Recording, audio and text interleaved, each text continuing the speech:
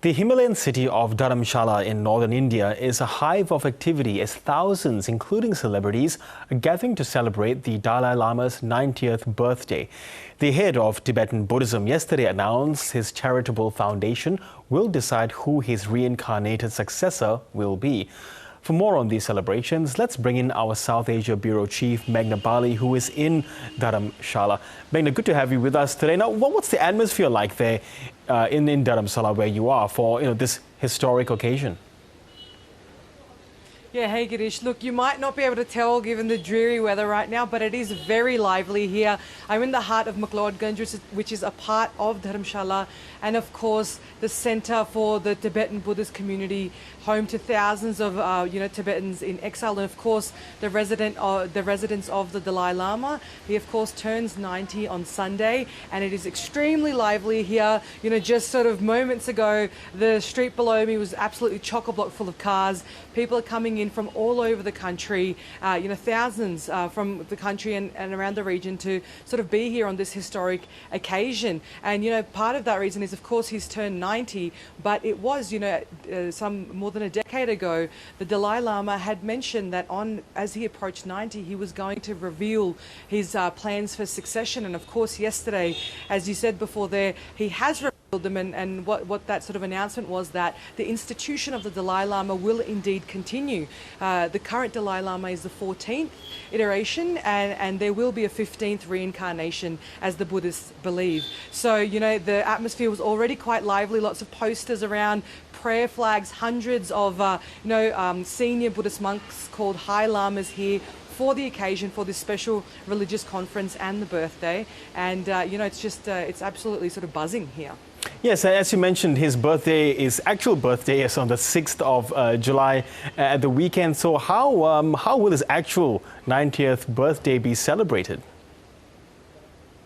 Yeah, look, it's quite interesting. I mean, on the 30th on Monday this week, and on the weekend on Saturday and Sunday, the Dalai Lama will grace, his devotees with his presence here and sort of interact with them. And there will be, what are referred to as prayers for his lifelong health that happen here. There are sort of singing and dancing programs here, young Tibetans, getting on the streets and really dancing to their traditional music. Lots of people wearing their traditional dress. You sort of, you've got these sort of prayers every day, monks around his, around the temple, lots of people here, lots of celebrations with, sort of street food, eating, special Tibetan food, and, of course, these sorts of programs happening all week. And yeah, it's a wonderful atmosphere and real sort of, quiet relief and a sense of celebration in the atmosphere. Of course, the Dalai Lama has, said himself that he will be living for another 10 years, and people, of course, his devotees are absolutely stoked to hear that, and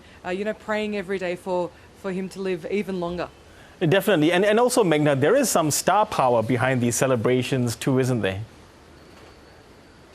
Yeah, that's right. Of course, yesterday I was kind of stunned in this religious conference yesterday when Richard Gere just kind of walked past me. Had to do a bit of a double take and see that it was actually him. Of course, he's, one of the most well-known people who became a practicing Buddhist after meeting the 14th Dalai Lama some years ago. And, of course, there are other high-profile people here. There's India's Union Minister. We've got three, chief ministers here from different parts of the country as well.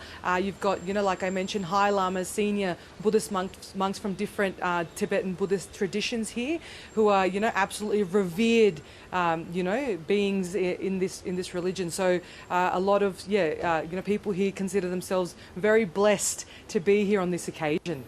Yes, and finally, Meghna, Tibetan Buddhism has roughly, by some accounts, about 16 million plus followers across the world, and even in Tibet as well. What have those whom you've spoken to in Dharamshala said about the future of their religion from what the Dalai Lama had to say yesterday?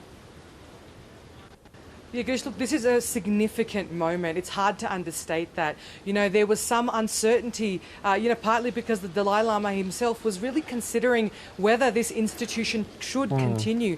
And that is largely because of, a perceived interference from China. Even after the announcement yesterday, Beijing came out with their own statement saying that, any part of this reincarnation process, however it happens, needs to have a stamp of approval from China. And this is, of course, the Dalai Lama's whole life, his whole fight has been for the autonomy and identity of the Tibetan people. He, left Tibet 66 years ago after a failed, uprising against the Chinese, and since then has done everything in his power, first politically and now more spiritually, to really fight for the rights of Tibetan people. And he's really done that by bringing it to the global stage and establishing a government in exile here. And, from a lot of the people that I've been speaking to since yesterday said that it was absolutely integral for this institution to continue. So because it's difficult to sort of separate Tibetan identity from the Dalai Lama, and he's been a source of inspiration